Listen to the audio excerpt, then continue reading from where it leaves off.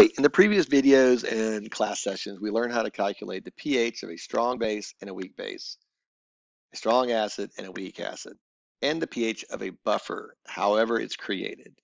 Now we're going to make the buffer do what it does, and that is when you add a small amount of a strong acid or strong base to it, it will change in pH, but not much. It resists the change in pH.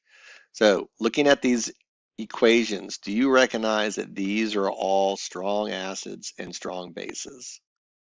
Yes, Mr. Page, I do. Awesome. Do you recognize that this is a weak acid, this is a weak base, this is a conjugate weak acid and therefore a weak acid, and this is a conjugate weak base and therefore a weak base? I see a typo. Better. So whenever you have an acid and you put a base with it, it's going to react and go to completion. The arrows going to the right mean completion and therefore stoichiometry, not equilibriums. The tricky part is when you're done with the stoichiometry, if you have one weak thing or two weak things, then you have to redo it into an equilibrium expression because then it will reshift. Really confusing.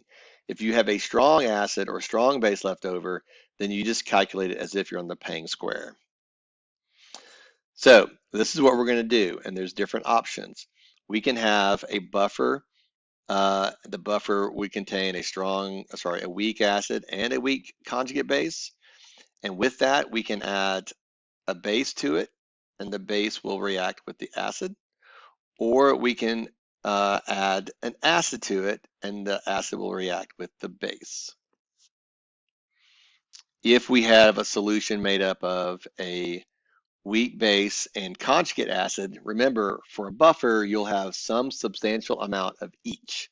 Well, if we react this solution with a strong acid, the acid would react with the base. If we react this same solution with a strong base, it would react with the acid. So while there's a lot of different options, just remember that acids will react with bases, go to completion, and it's stoichiometry. The only good part about all this stuff is that the stoichiometry will be a 1-to-1 ratio. So just run home to mama, turn things into moles, and subtract the moles from the left side and add it to the right side.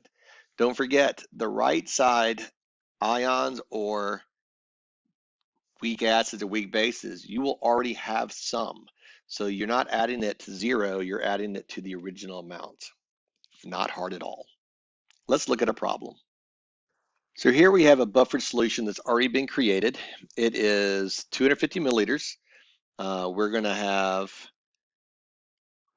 1.8 molar of the base and 1.4 molar of the conjugate acid. We're going to delete the nitrate ion because it comes from a strong acid. It does nothing. And therefore, let's write a balanced equation so we can kind of see what we actually have. I typically start with either the weak base or the weak acid, not the conjugate, although you could, it just is even more confusing.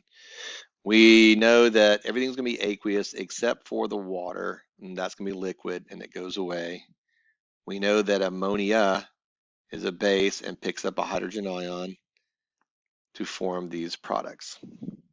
We wanted to calculate the pH of the original buffer, which we don't. They didn't ask us that. We would put 1.8 over here. We put 1.4 over here. This would be 0. And therefore, we'd shift to the right. We would have the two things on top. This is going to be plus x. And then this would be x. And then this would be minus x. And put that in the bottom and equal to the Kb, which is given. And we could solve for x. X would be the hydroxide ion. We would say negative log to get POH. And then 14 minus to get pH.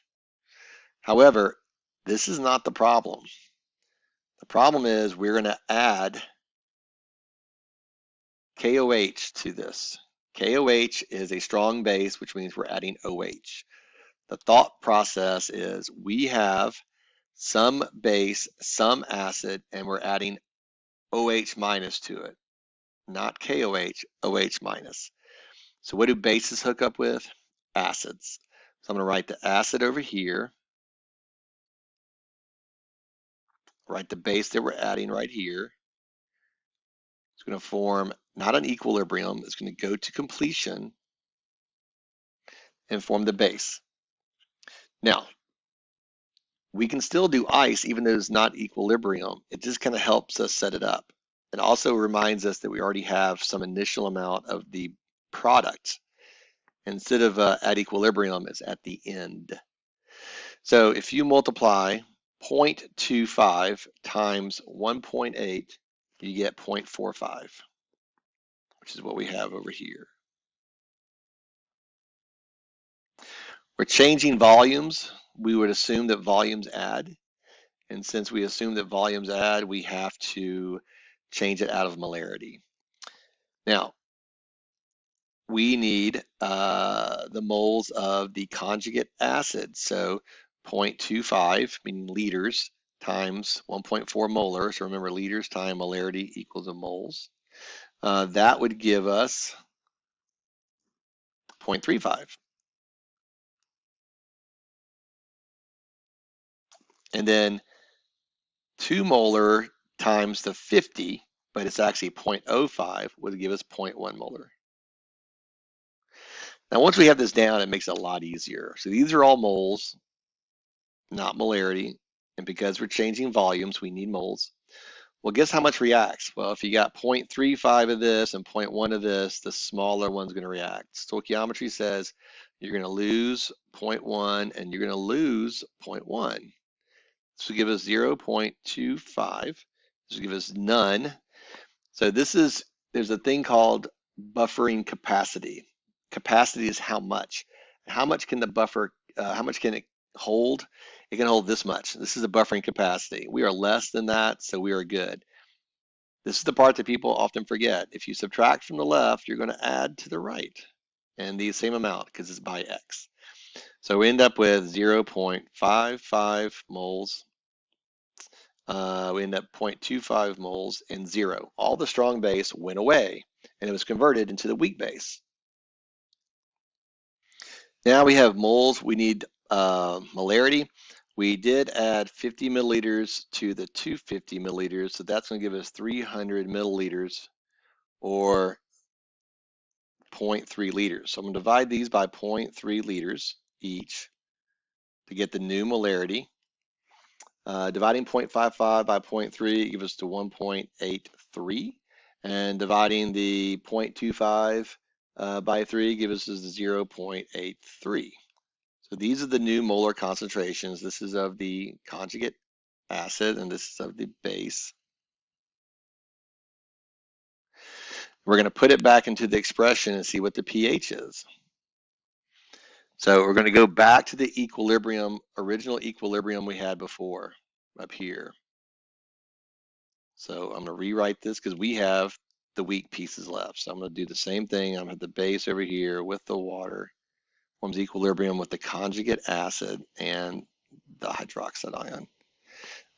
This is over here, 1.83. This is over here, 0.83, and this is 0. And we're going to put it into KB because we still have the same equation. And we're going to have 0.83 technically plus x times x divided by 1.83 technically minus x. Solving for x, which is going to be the hydroxide ion concentration, I got, I forgot what I got, but I ended up with the pH of this solution ends up being 9.6, where the pH of the original solution was 9.36. Now, does that make sense? Well, we added the hydroxide ion, which means pH should go up, and it did. But how much did it go up? It went up by 0.26, where normally if you have the pH of a 2 molar solution, and even if you diluted it from 50 to 300, it would go down by 6. You'll still end up with a pH near 14. So near 14 is like top of the scale, and this varied by a very, very small amount. So you can see how the buffer did its job. A lot of moving pieces, a lot of complicated pieces, and that's what a buffer is.